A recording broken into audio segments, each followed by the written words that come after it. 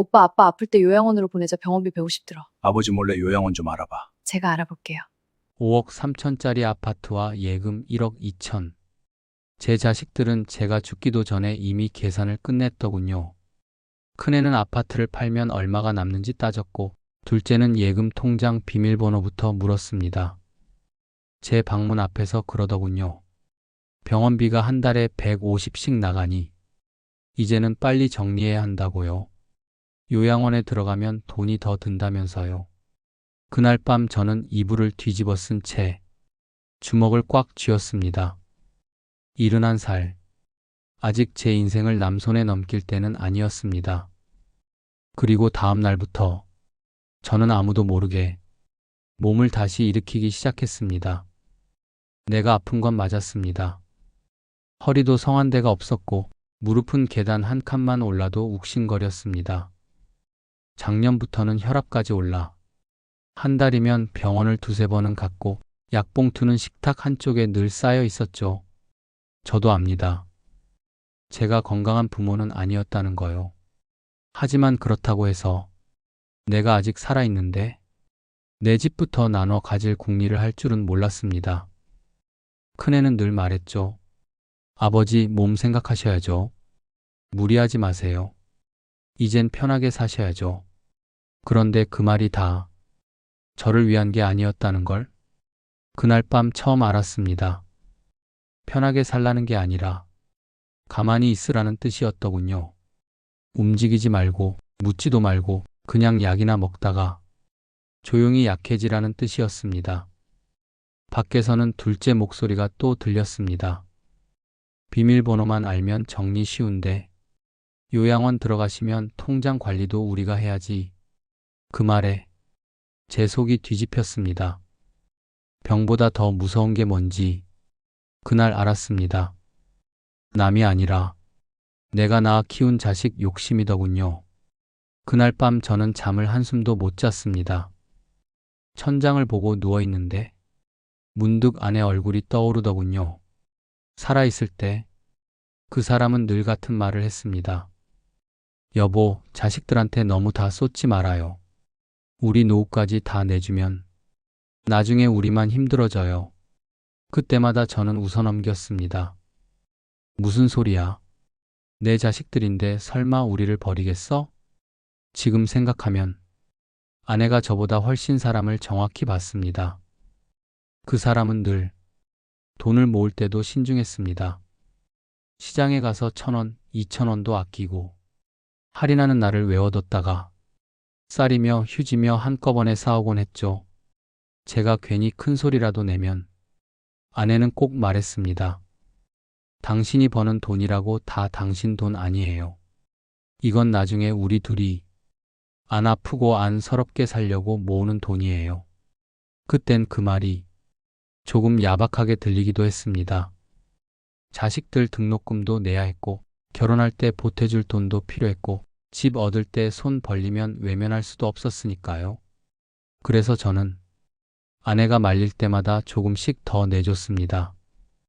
큰애 전셋집 보탤 때도 그랬고 둘째 사업자금 막힐 때도 그랬고 손주 학원비가 부담된다는 말에도 모른 척 지나가지 못했죠. 그때마다 아내는 한숨만 쉬었습니다. 그래도 끝내 제 앞에서 자식 욕은 하지 않았어요. 그냥 조용히 통장을 다시 정리하고 생활비를 줄이고 우리 몫을 조금씩 다시 맞춰놓곤 했죠. 그 사람이 떠난 뒤 제가 가장 먼저 본 것도 아내 글씨가 적힌 통장 봉투였습니다. 거기엔 짧게 이렇게 적혀 있었어요. 여보, 이 돈은 우리 마지막 자존심이에요. 그 글씨를 보는 순간 제 가슴이 무너졌습니다. 아내는 떠나고 없는데 그 마지막 자존심을 이제 자식들이 먼저 계산하고 있었으니까요. 저는 그 밤 이불 속에서 이를 악물었습니다. 미안하더군요. 아내한테도 미안했고 그 사람 말을 대수롭지 않게 들었던 제 자신한테도 미안했습니다. 그래서 더더욱 이대로 무너질 수 없었습니다. 이건 단순히 돈 문제가 아니었습니다. 아내와 제가 평생 허리 휘어가며 지켜온 마지막 몫이었고, 마지막 체면이었고, 마지막 자존심이었습니다. 그걸 내가 살아있는 동안 남 손에 넘길 수는 없었습니다. 이대로 누워있다가는 내 돈만 뺏기는 게 아니구나. 내 인생도, 내 자존심도 다 빼앗기겠구나. 다음날 아침, 저는 정말 겨우 일어났습니다. 침대에서 몸을 세우는 데만 한참이 걸렸고, 세면대 앞에 서는 것도 힘들었습니다. 하지만 저는 그날 처음으로 벽을 짚고 서서 천천히 다리를 움직여 봤습니다. 딱 3걸음이었습니다. 5억 3천짜리 아파트 주인인 내가 내 집 안에서 3걸음 걷는 것도 버거운 처지였으니까요. 그런데 그 3걸음을 떼고 나서 처음으로 생각했습니다. 아직 안 끝났다고요. 내가 먼저 포기하지 않는 한 이 인생은 아직 끝난 게 아니라고요. 그래서 그날부터 저는 아무에게도 말하지 않고 몰래 몸을 다시 만들기 시작했습니다. 첫날은 운동이라고 부르기도 민망했습니다. 의자 끝에 앉았다가 다시 일어나는 것 5번. 그 5번을 하고 나니 숨이 턱까지 차올랐고 허벅지는 후들거렸습니다. 예전 같으면 거기서 바로 포기했을 겁니다. 내 나이에 이 몸으로 뭘 바꾸겠어. 그렇게 핑계대고 다시 누웠겠죠. 그런데 이상하게도 그날은 달랐습니다. 방문 앞에서 들었던 그 한마디가 자꾸 귀에 맴돌았거든요. 병원비가 아깝다. 이제는 빨리 정리해야 한다. 그 말이 저를 다시 일으켜 세웠습니다. 둘째 날은 복도 끝까지 걸어봤습니다. 벽을 짚고 중간에 쉬고 다시 천천히 걸었습니다. 겨우 몇 걸음이었는데도 돌아와 앉으니 땀이 흘렀습니다. 젊었을 때는 출근한다고 뛰어다니던 사람이 이제는 집 복도 몇 걸음에 숨을 몰아쉬고 있으니 내가 생각해도 서글펐습니다. 하지만 저는 그 서글픔을 핑계로 삼지 않기로 했습니다. 셋째 날에는 식탁 의자를 붙잡고 무릎을 조금씩 굽혀봤습니다. 조금만 내려가도 무릎이 비명을 질렀지만 그래도 했습니다. 5번, 다시 5번, 그리고 거울을 봤습니다. 얼굴빛은 여전히 푸석했고 눈 밑은 꺼져 있었지만 표정 하나는 달라져 있더군요. 포기한 사람 얼굴이 아니었습니다. 그날 이후로 저는 시간을 정해두었습니다. 아침에는 팔을 돌리고 벽을 짚고 종아리를 늘렸고 의자에 앉았다 일어나는 걸 반복했고 식후에는 집 앞 골목을 잠깐이라도 걸었습니다. 처음 일주일은 정말 별거 아니었습니다. 누가 보면 그걸 운동이라고 하냐고 웃을 정도였죠. 그런데 몸은 거짓말을 안 하더군요. 일주일쯤 지나자 아침에 일어날 때 허리를 짚는 시간이 조금 줄었습니다. 무릎 통증이 사라진 건 아니었습니다. 아직도 아팠습니다. 그래도 분명한 변화가 하나 있었습니다. 전보다 덜 무너졌다는 겁니다. 예전엔 침대에서 일어나 화장실 가는 것만으로도 하루가 피곤했는데 이제는 아침을 먹고 나서 한 번쯤 더 움직일 힘이 남아 있었습니다. 둘째 주가 되자 저는 식후 걷는 시간을 조금 더 늘렸습니다. 처음엔 5분, 그 다음엔 7분, 어느 날은 10분을 채우기도 했습니다. 밖에 나가 걷는다는 게 처음엔 창피했습니다. 내가 이렇게 늙고 병들어서 터벅터벅 걷는 모습을 남이 볼까 싶었거든요. 그런데 며칠 지나니 생각이 달라졌습니다. 누가 날 비웃는 게 아니라 아무도 나한테 관심이 없더군요. 세상은 바빴고 사람들은 각자 살기 바빴습니다. 나만 내가 끝났다고 생각하고 있었던 겁니다. 그걸 깨닫고 나니까 발걸음이 조금 가벼워졌습니다. 둘째 주 끝쯤 되던 날이었습니다. 양말을 벗으려고 허리를 숙이는데 문득 이상한 생각이 들었습니다. 오늘은 덜 아프네. 허리가 멀쩡한 것도 아니고 무릎이 젊어진 것도 아니었습니다. 그런데 분명 전보다 덜 아팠습니다. 그날 저는 아무에게도 말하지 않고 혼자 웃었습니다. 아주 작은 변화였지만 그걸 제일 먼저 알아본 건 저 자신이었거든요. 셋째 주부터는 제가 하는 운동이 조금 늘어났습니다. 아침 팔 돌리기, 벽 짚고 다리 늘리기, 의자에 앉았다 일어나기, 집 앞 걷기, 저녁엔 TV 보면서 발목 돌리기. 누가 보면 시시하다고 할지 모르겠습니다. 하지만 저 같은 사람한텐 그 시시한 동작들이 몸을 다시 깨우는 일이었습니다. 신기한 건 몸보다 먼저 살아난 게 마음이었다는 겁니다. 전에는 병원 날짜가 다가오면 한숨부터 나왔습니다. 또 돈 나가겠구나. 또 약 늘겠구나. 또 의사 얼굴 보고 와야겠구나. 그런데 셋째 주쯤 되니까 이상하게도 그런 생각이 조금 줄었습니다. 아직 약도 먹고 있었고 몸도 완전히 나아진 건 아니었습니다. 하지만 적어도 전처럼 무기력하게 누워만 있지는 않게 된 거죠. 셋째 주쯤 되었을 무렵이었습니다. 정기 진료를 받으러 병원에 갔던 날이었죠. 대기실 의자에 앉아 번호표를 쥐고 기다리는데 주변이 자꾸 눈에 들어오더군요. 제 또래쯤 되어 보이는 노인들이 여럿 앉아 있었습니다. 누군가는 보호자 손을 붙잡고 있었고 누군가는 휠체어에 기대 멍하니 천장만 보고 있었고 누군가는 접수 창구 쪽을 향해 몇 번이고 같은 말을 묻고 있었습니다. 예전 같으면 그냥 남들 사는가 보다 하고 넘겼을 겁니다. 그런데 그날은 달랐습니다. 문득 저도 저 사람들처럼 보였겠구나 싶더군요. 병원에 오면 환자 번호로 불리고 집에 가면 병원비 얼마 나오는 사람으로 계산되고 자식들 눈엔 돌봐야 하는 노인 하나로만 보였겠구나 싶었습니다. 그 생각이 들자 가슴 한쪽이 서늘해졌습니다.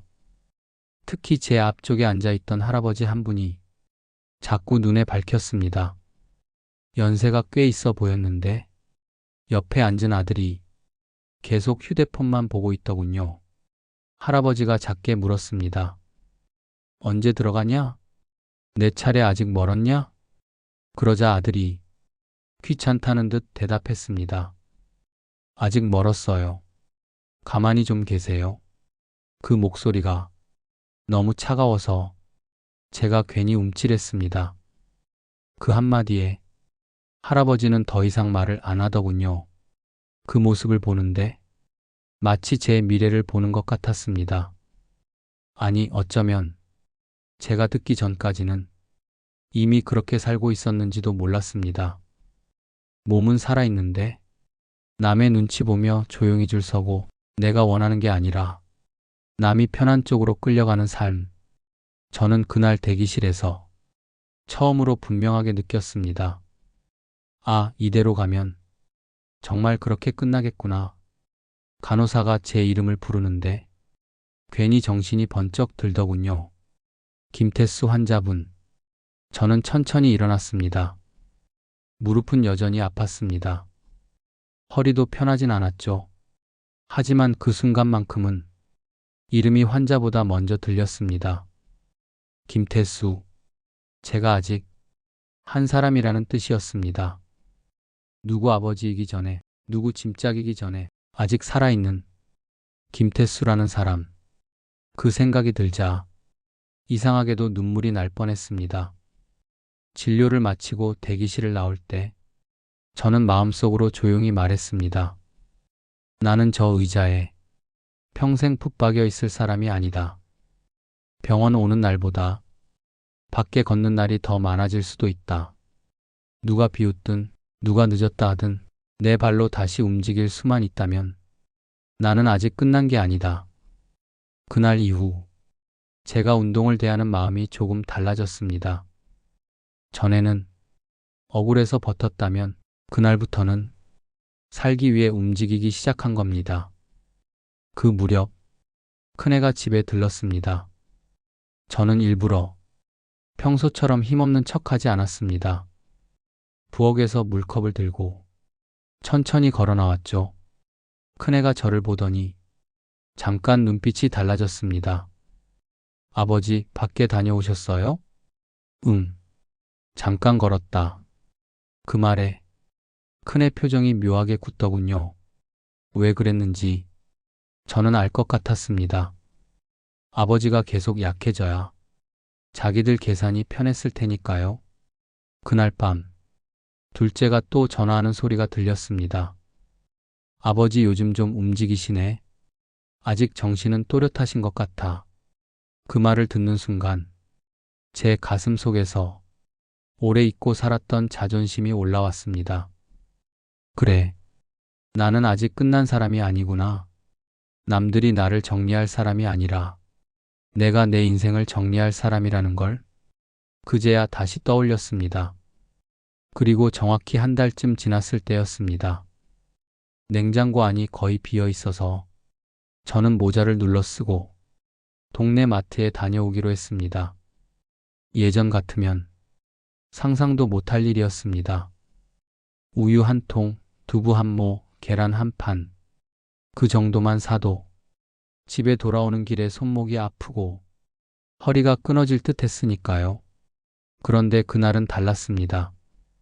힘들긴 했지만 끝까지 혼자 해냈습니다.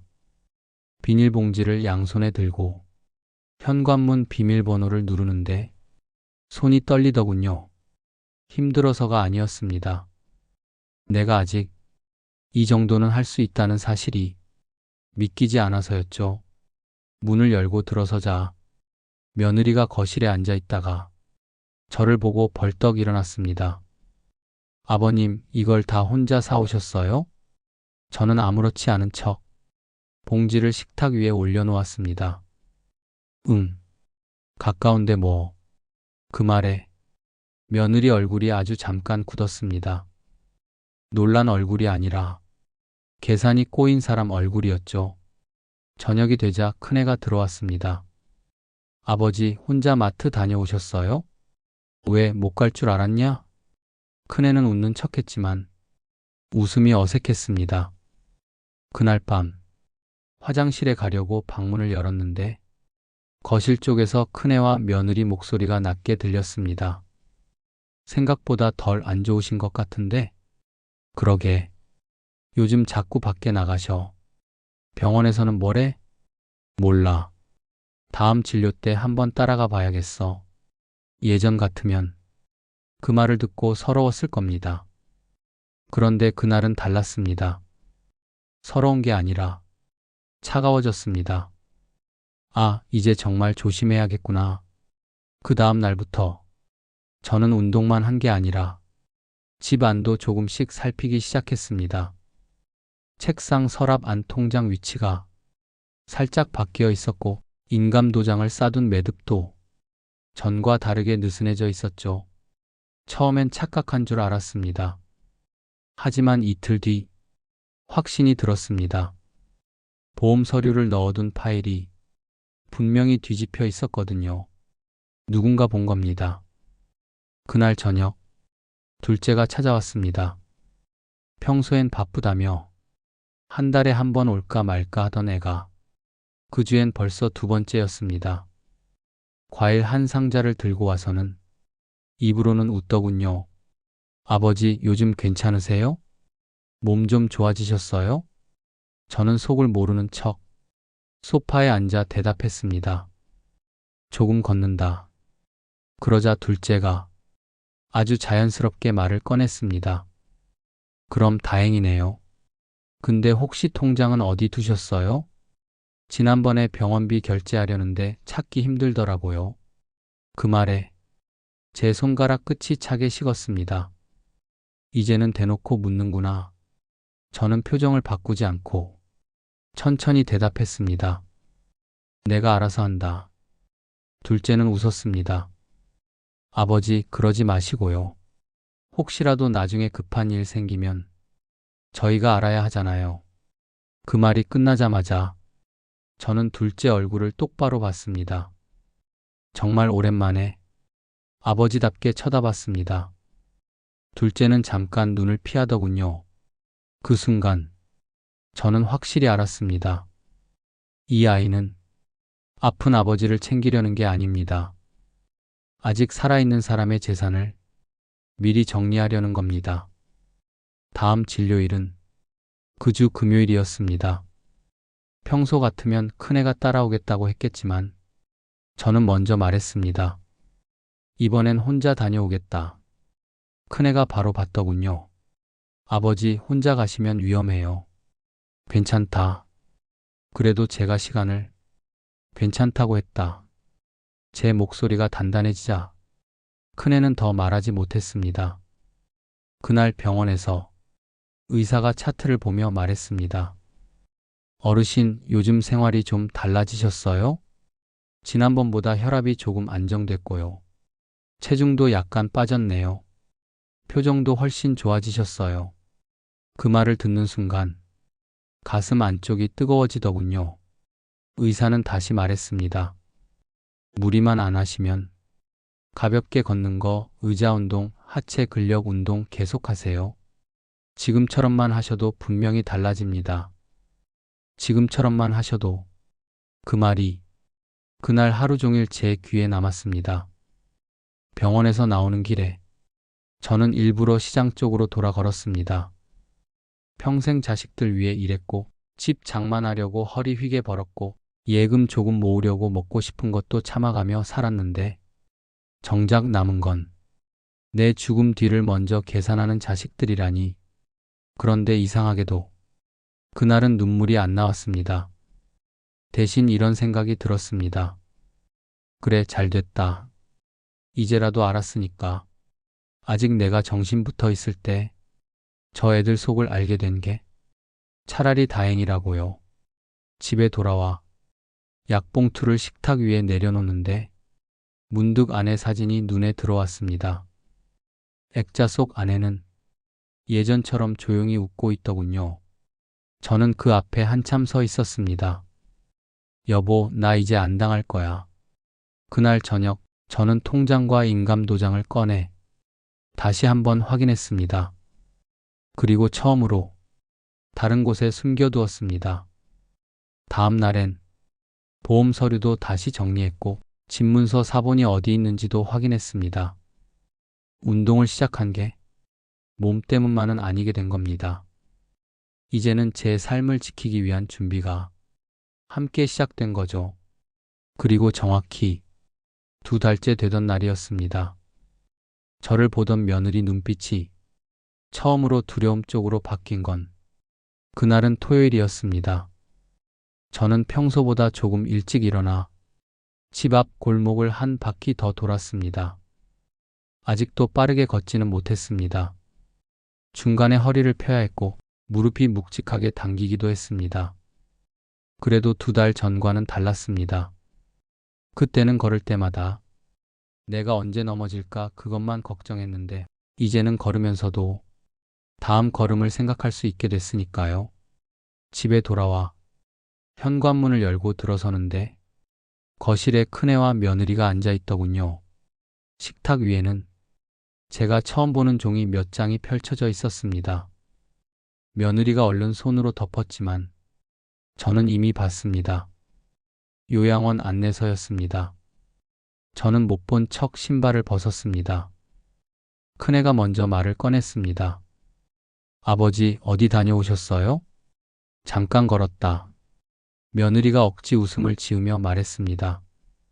아버님, 요즘 날씨도 덥고 밖에 혼자 다니시는 건 위험해요. 그 말이 이상하게 거슬리더군요. 혼자 다니는 게 위험한 게 아니라 제가 자꾸 혼자 움직이는 게 저 사람들에겐 불편한 거겠죠. 며느리가 손으로 종이를 덮는 걸 보고 저는 못 본 척 물컵만 들었습니다. 하지만 며느리는 그날 이상할 만큼 적극적이었습니다. 잠시 후 주방에서 과일을 깎아오더니 제 앞에 접시를 놓았습니다. 아버님, 요즘은 진짜 옛날 요양원이 아니에요. 저는 대답하지 않았습니다. 며느리는 제 반응을 살피며 말을 이었습니다. 오히려 호텔처럼 잘해놓은 데도 많고요. 방도 깨끗하고 식사도 시간 맞춰 나오고 운동도 시켜주고 약도 다 챙겨준다더라고요. 그 말을 듣는데 제 입안이 바짝 말랐습니다. 말은 참 좋았습니다. 호텔처럼 깨끗하게 시간 맞춰서 잘 챙겨서.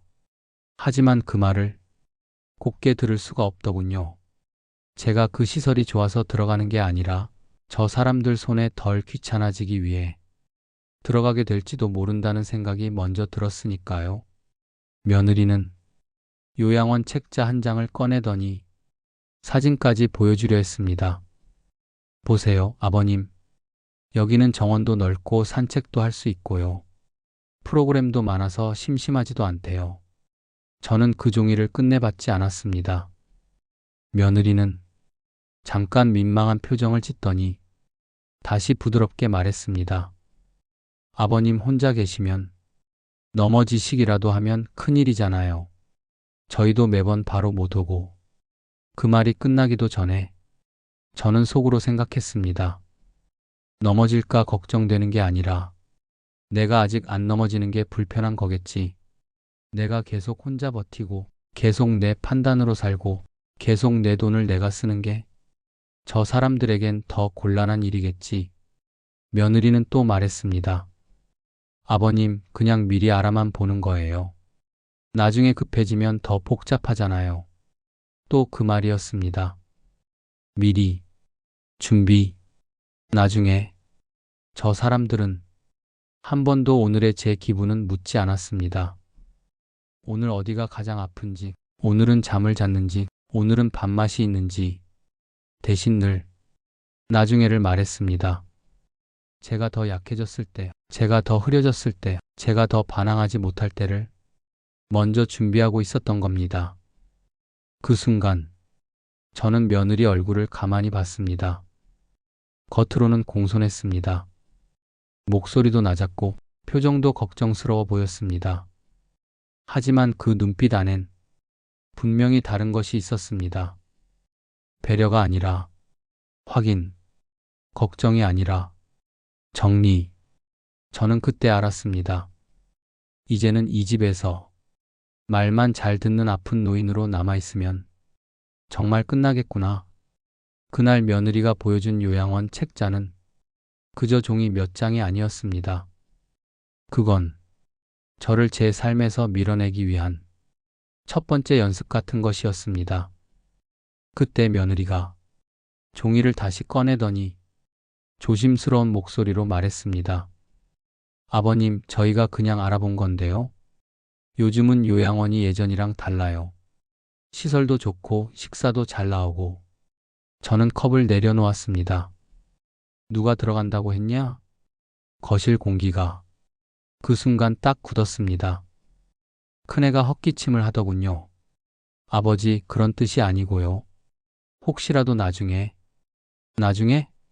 제 목소리가 생각보다 더 낮고 단단하게 나왔습니다. 내가 아직 두 발로 걸어 다니는데 벌써 나중에를 말하냐? 사람이 정말 걱정되면 요양원부터 찾지는 않습니다. 몸이 어떤지 묻고, 뭐가 불편한지 묻고, 어떻게 도와줄지부터 생각하겠죠. 그런데 저 사람들은 늘 정리부터 말했습니다. 병원비 정리, 통장 정리, 집 정리. 이제는 사람까지 정리하려는 겁니다. 그날 점심을 먹는 내내 며느리는 저를 힐끔힐끔 봤습니다. 제가 숟가락을 제대로 드는지, 걸을 때 절뚝이는지, 물컵을 놓칠 것 같은지. 전엔 그런 시선을 받으면 비참했습니다. 하지만 이제는 알았습니다. 저건 걱정이 아니었습니다. 점검이었죠. 아버지가 아직 스스로 판단 가능한 상태인지, 언제쯤 서류를 밀어붙일 수 있을지 살피는 눈빛이었습니다. 그날 밤 저는 아예 작정하고 집안을 다시 뒤졌습니다. 다행히 집문서 원본은 그대로 있었습니다. 하지만 사본 한 장이 없어졌더군요. 그 순간 등골이 서늘해졌습니다. 누군가 이미 부동산 쪽을 알아본 걸지도 몰랐습니다. 다음 날 아침 저는 운동을 마치고 동네 은행으로 갔습니다. 번호표를 뽑고 기다리는데 심장이 괜히 두근거리더군요. 내가 너무 늦은 건 아닐까? 혹시 이미 뭔가 손뗀 건 아닐까? 제 차례가 되어 직원 앞에 앉자 저는 조심스럽게 물었습니다. 혹시 요즘 누가 제 통장이나 인감 때문에 확인하러 온 적이 있습니까? 직원은 당연히 아무에게나 그런 정보를 주진 않았습니다. 하지만 제 통장 거래 내역과 자동이체 상황 정도는 본인 확인 후 볼 수 있게 해주더군요. 저는 거래 내역을 보다가 낯선 항목 하나를 발견했습니다. 소액이긴 했지만 요양상담 예약금 같은 이름이 찍혀 있었습니다. 순간 제 눈앞이 흐려졌습니다. 제가 낸 적 없는 돈이었습니다. 은행 직원은 혹시 가족이 대신 처리한 게 아니냐고 물었지만 저는 고개를 저었습니다. 제가 모르는 돈이면 그건 제 돈이 아닙니다. 은행을 나오는 길에 저는 벤치에 한참 앉아 있었습니다. 그래, 이제는 확실하다. 내 자식들이 내 삶을 대신 정리하려고 든 거다. 그날 오후 저는 통장 하나를 새로 만들었습니다. 자주 쓰는 생활비 통장과 진짜 예금을 분리했습니다.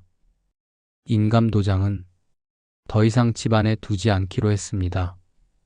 오래 알고 지낸 동네 친구 성호에게 맡겼죠.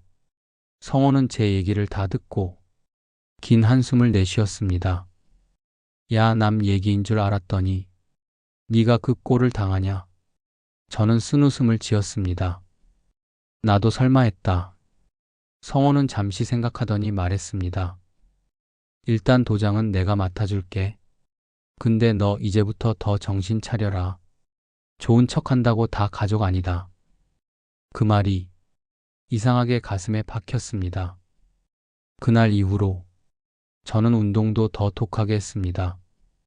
아침엔 의자에서 20번 일어났다 앉고 점심 먹고는 동네 한 바퀴, 저녁엔 벽 짚고 다리 운동을 했습니다. 그리고 마침내 가족 식사 자리가 다시 잡혔습니다. 법무사 사무실을 나오자 성호가 저를 근처 공원 벤치로 데려갔습니다. 한낮이라 해가 좀 따가웠지만 이상하게 그날은 그 햇빛이 싫지 않더군요. 성호가 자판기에서 캔커피 2개를 뽑아왔습니다.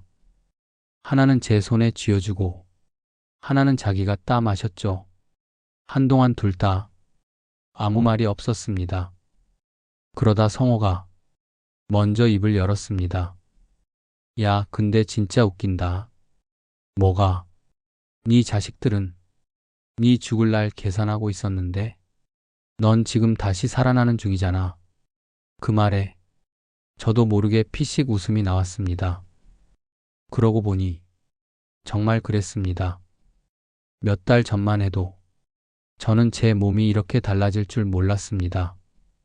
침대에서 일어나기도 힘들던 사람이 법무사 사무실까지 걸어 나와 서류를 정리하고 벤치에 앉아 커피를 마시고 있었으니까요. 성호가 제 얼굴을 보더니 말했습니다. 형님, 얼굴이 진짜 달라졌다. 전에는 죽은 사람 같더니 요즘은 살아있는 사람 같아. 그 말이 이상하게 가슴에 박혔습니다. 살아있는 사람. 맞았습니다. 저는 그동안 숨만 붙어 있었지 살고 있지는 않았던 것 같습니다. 병원 날짜에 맞춰 움직이고 약 먹는 시간에 맞춰 눕고 자식들 눈치 보며 아픈 사람 역할만 하고 있었으니까요. 그런데 이제는 조금 달랐습니다. 아침에 눈을 뜨면 오늘 얼마나 걸을 수 있을지 생각했고 몸이 덜 아픈 날엔 괜히 창밖도 한 번 더 보게 됐고 거울 속 제 얼굴을 보는 시간도 늘어났습니다. 성호는 한참 저를 보다가 조용히 말했습니다. 계속 가라. 이왕 여기까지 온 거 절대 다시 꺾이지 마라. 저는 조용히 고개를 끄덕였습니다. 그래. 이제는 진짜 끝까지 가야지. 그 며칠 뒤, 저는 병원에서 조금 더 큰 검사를 받았습니다. 예전 수치와 비교해보고 싶었거든요. 솔직히, 검사 전날엔 긴장이 됐습니다. 몸이 좋아진 건 느껴졌지만, 숫자는 또 다를 수 있으니까요. 혹시 큰 변화가 없으면 어쩌나 내가 괜히 들뜬 건 아닐까? 그런 생각도 들었습니다. 검사 당일 아침, 공복으로 병원에 갔습니다. 혈압을 재고, 피를 뽑고, 체중을 재고, 기본 문진을 마친 뒤 대기실에 앉아 결과를 기다리는데 심장이 괜히 빨리 뛰더군요. 그 짧은 시간이 왜 그렇게 길게 느껴지던지 모르겠습니다. 마침내 진료실에 들어가 의사 앞에 앉았을 때 저는 괜히 손끝을 만지작거리고 있었습니다. 의사가 차트를 한참 보더니 고개를 들어 저를 봤습니다. 어르신, 요즘 정말 열심히 하셨네요. 저는 숨을 한번 삼키고 물었습니다. 왜요? 많이 달라졌습니까?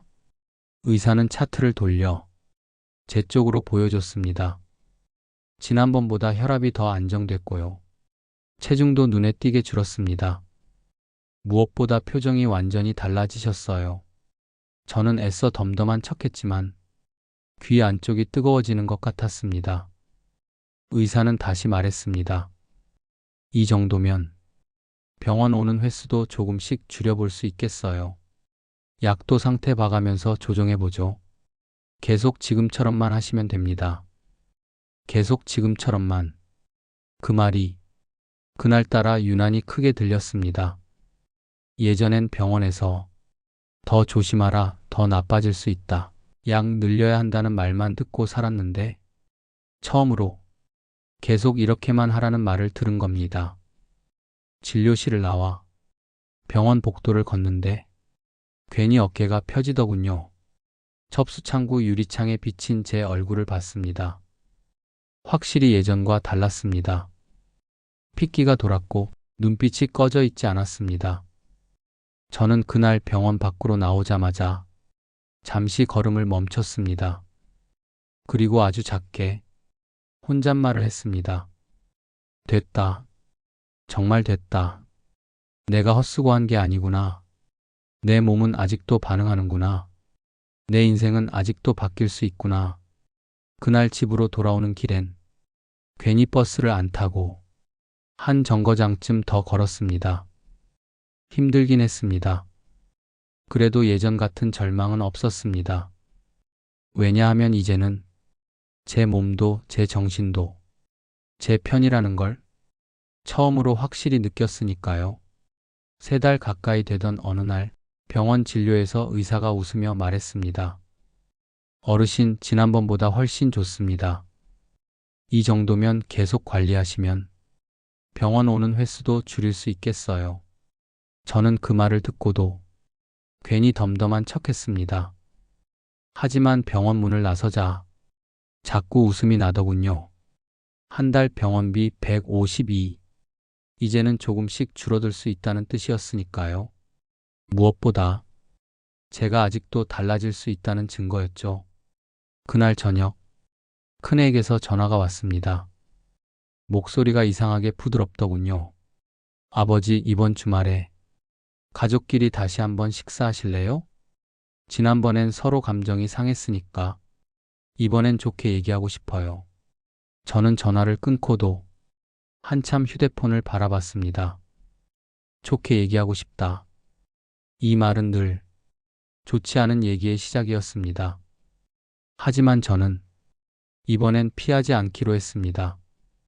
오히려 잘 됐다고 생각했습니다. 저 사람들도 마지막으로 밀어붙이려 할 테고 저도 마지막으로 정확히 선을 그을 수 있을 테니까요. 주말 저녁 또다시 식탁에 반찬이 늘어났습니다. 하지만 이번엔 저도 준비가 되어 있었습니다. 큰애는 평소보다 더 조심스러운 얼굴이었고 며느리는 웃고 있었지만 입꼬리만 올라가 있을 뿐 눈은 전혀 웃고 있지 않았습니다. 둘째는 아예 저를 똑바로 보지도 못하더군요. 저는 그런 셋을 가만히 보면서 속으로 생각했습니다. 그래, 이제 끝내자. 결국 큰애가 먼저 입을 열었습니다. 아버지, 지난번엔 저희도 감정적으로 굴었던 것 같습니다. 아버지 마음 상하게 해드린 건 정말 죄송합니다. 며느리도 바로 받았습니다. 아버님, 저희가 너무 앞서간 건 맞아요. 근데 진짜 걱정되는 마음이 있었던 것도 사실이에요. 둘째도 고개를 끄덕였습니다. 맞아요. 아버지 혼자 계신 게 불안해서 저는 그 말들을 끝까지 듣고만 있었습니다. 사과는 하고 있었지만 셋 다 같은 방향으로 말을 몰고 있더군요. 죄송하다. 하지만 걱정은 된다. 그러니 준비는 필요하다. 아니나 다를까? 며느리가 조심스럽게 서류 봉투를 다시 꺼냈습니다. 아버님, 저희가 이번엔 정말 최소한의 것만 정리해 봤어요. 큰애가 말을 이었습니다. 아버지, 일단 요양원 얘기는 뒤로 미루더라도 통장 관리랑 병원 관련 위임 정도는 정리해 두는 게 좋지 않을까 싶습니다. 저는 그제야 천천히 수저를 내려놓았습니다. 식탁 위로 묵직한 소리가 났습니다. 그리고 말했습니다. 이번엔 내가 먼저 말하마. 거실 공기가 순간 조용해졌습니다. 저는 자리에서 천천히 일어났습니다. 허리를 곧게 폈고 식탁 모서리를 짚지 않았습니다. 셋의 눈이 그 짧은 움직임에 따라 흔들리는 게 보였습니다. 저는 방으로 들어가 미리 준비해둔 서류철을 가져왔습니다. 그리고 식탁 위에 조용히 올려놓았습니다. 법무사 사무실 명함, 재산관리의사 확인서 초안, 유언장 관련 상담 서류, 그리고 은행에서 확인한 거래 내역 사본. 큰애가 먼저 얼굴색이 변했습니다. 아버지, 이게 뭐예요? 내가 준비한 거다. 둘째가 당황한 목소리로 물었습니다. 무슨 준비를요? 내가 살아있는 동안 누구도 내 통장과 내 집문서에 손대지 못하게 할 준비. 며느리가 급히 웃으려 했습니다. 아버님, 저희가 무슨 손을 댄다고. 저는 그녀 말을 자르듯 은행 거래 내역 사본을 앞으로 밀었습니다. 그럼 이건 뭐냐? 큰애가 종이를 집어들더니 숫자를 보며 입술을 깨물었습니다. 저는 조용히 이어 말했습니다.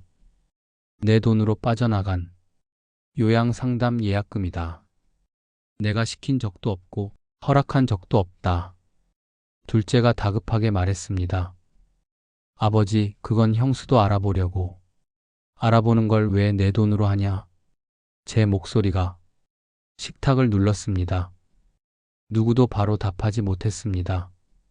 저는 한 장을 더 넘겼습니다. 그리고 이것도 안다. 사본 한 장 없어진 거. 처음엔 내가 착각한 줄 알았다. 근데 둘째 내 전화에 뜬 박 소장이라는 이름 보고 이젠 착각이 아니라는 걸 알았다. 둘째가 고개를 번쩍 들었습니다. 아버지, 그건 집 시세 알아봤지? 둘째는 말을 잇지 못했습니다. 그 표정만으로도 충분했습니다. 저는 씁쓸하게 웃었습니다. 형은 형대로 장남이라고 움직이고 너는 너대로 공평을 핑계로 움직였더구나. 며느리는 효도와 걱정을 앞세워 서류부터 준비했고 셋 다 아무 말도 못했습니다. 그 침묵 속에서 저는 처음으로 정말 선명하게 느꼈습니다. 이건 끝이구나. 내가 자식들한테 기대하던 무언가가 오늘 완전히 끝나는구나. 저는 천천히 말을 이었습니다. 내가 석 달 동안 왜 그렇게 몸을 움직였는지 아냐? 셋은 말없이 저를 보고 있었습니다. 처음엔 분해서 시작했다. 내가 아직 안 죽었다는 걸 내 스스로 확인하고 싶어서였다. 근데 하다 보니 알겠더라. 몸만 다시 세우면 되는 게 아니더구나. 내 정신도, 내 자존심도, 내 삶도 내가 다시 세워야 했다. 큰애가 그제야 작은 목소리로 말했습니다. 아버지, 저희가 잘못했습니다. 저는 고개를 저었습니다. 아니다. 잘못했다고 끝날 일은 이미 지나버렸다. 저는 준비해온 마지막 종이를 펼쳤습니다. 잘 들어라. 내가 살아있는 동안 내 재산은 전부 내가 관리한다. 통장, 인감, 집문서, 어느 하나도 너희 손에 맡기지 않는다. 그리고 한 박자 더 쉬고 말했습니다. 혹시라도 내 허락 없이 다시 손대거나 내 이름으로 뭘 정리하려는 순간, 그때부터는 자식이 아니라 법대로 상대하겠다. 며느리가 울먹이며 말했습니다. 아버님, 그렇게까지 말씀하시면. 저는 그녀를 똑바로 봤습니다. 어디까지 가야 그렇게까지냐? 둘째가 조심스럽게 입을 열었습니다. 그럼 아버지는 저희한테 한 푼도 안 주시겠다는 거예요? 그 말을 듣는 순간 저는 헛웃음이 나왔습니다. 끝까지 그 얘기구나. 사과도 걱정도 가족도 다 겉포장이었고 결국 안에 든 건 그거였던 겁니다. 한 푼. 저는 둘째를 보며 말했습니다. 내가 너희한테 뭘 줄지는 내가 정한다. 근데 적어도 내가 살아있는 동안 내 목숨값처럼 세어질 돈은 아니다. 큰애가 얼굴을 감싸 쥐었습니다. 며느리는 울고 있었고 둘째는 입술을 깨문 채 식탁 아래 손만 움켜쥐고 있었습니다. 저는 그 모습을 보며 참 묘한 감정을 느꼈습니다. 통쾌함도 조금 있었지만 그보다 큰 건 허무였습니다. 평생 지키려고 모은 것들이 결국 내 자식들 얼굴을 이렇게까지 바꿔버릴 줄은 몰랐으니까요. 하지만 후회는 하지 않았습니다. 차라리 지금 알게 된 게 다행이었습니다. 제가 아직 두 발로 서 있을 때, 제가 아직 서류를 읽을 수 있을 때, 제가 아직 누구 손도 빌리지 않고 제 이름을 쓸 수 있을 때, 저는 서류철을 덮고 아주 조용히 말했습니다. 이제 밥 먹자. 할 말은 끝났다. 그날 밤, 저는 운동화를 꺼내 신었습니다. 늦은 시간이었지만 잠이 오지 않았습니다. 밖으로 나가 천천히 골목을 걸었습니다. 가로등 불빛 아래 제 그림자가 길게 늘어졌습니다. 3달 전만 해도 저는 그 골목 끝까지 혼자 못 걸었습니다. 2번은 쉬어야 했고 숨이 차서 벽을 짚어야 했고 집에 돌아오면 다리에 힘이 풀렸죠. 그런데 그날은 끝까지 걸을 수 있었습니다. 빠르진 않았습니다. 젊은 사람처럼 가볍지도 않았죠.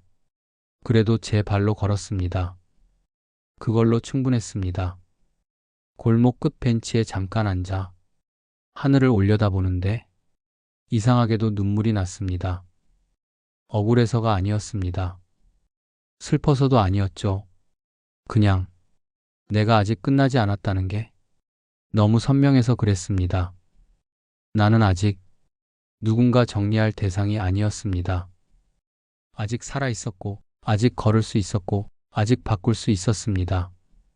그 뒤로 저는 병원 가는 횟수를 조금씩 줄였습니다. 약이 하루아침에 끊긴 건 아니었습니다. 어디 하나 완전히 멀쩡해진 것도 아니었죠. 하지만 전처럼 병원에 끌려가듯 가지는 않았습니다. 운동을 계속했고 식사도 조금씩 바꿨고 잠들기 전 발목 돌리는 습관도 놓지 않았습니다. 무엇보다 아침에 눈을 뜰 때 예전처럼 오늘 또 어떻게 버티나 그 생각부터 하진 않게 됐습니다. 대신 이런 생각을 했죠. 오늘은 어디까지 걸어볼까? 오늘은 몇 번 더 일어섰다 앉아볼까? 오늘은 내 삶을 얼마나 더 내 쪽으로 끌어올 수 있을까? 자식들과는 예전 같지 않게 됐습니다. 전화는 줄었고 오더라도 전처럼 다정하진 않았습니다. 하지만 괜찮았습니다. 적어도 이제는 거짓 걱정을 진짜 사랑으로 착각하지 않게 됐으니까요. 한 달쯤 더 지나 저는 혼자 공원 벤치에 앉아 따뜻한 캔커피를 마셨습니다. 주변엔 저처럼 천천히 걷는 노인들이 있었고 손주 얘기를 하는 사람도 있었고 말없이 햇빛만 쬐는 사람도 있었습니다. 그 모습을 보면서 문득 이런 생각이 들었습니다. 나이 든다는 건 끝나는 게 아니구나. 누군가는 그 틈을 타서 내 삶을 대신 정리하려 들겠지만 내가 정신만 놓지 않으면 얼마든지 다시 붙잡을 수 있구나. 저는 캔커피를 한 모금 마시고 아주 작게 중얼거렸습니다. 늦은 줄 알았는데 이제라도 시작해서 다행이다. 그리고 다시 일어났습니다. 천천히, 하지만 전보다 훨씬 단단하게 집으로 돌아가는 길, 제 발걸음은 3달 전보다 분명히 달라져 있었습니다. 병원비를 아끼는 법은 통장을 붙드는 게 아니었습니다. 남이 내 돈을 못 건드리게 하는 것만도 아니었죠. 내 몸을 다시 세우고 내 정신을 다시 붙잡고 내 삶의 주도권을 다시 가져오는 것. 그게 제가 71살에 석 달 동안 배운 진짜 비법이었습니다. 5억 3천짜리 아파트보다 먼저 지켜야 할 건 제 2다리였습니다. 예금 1억 2천보다 먼저 붙잡아야 할 건 제 정신이었고요. 석 달 전 제 자식들은 제 죽음 뒤를 계산했지만 석 달 뒤 저는 다시 제 삶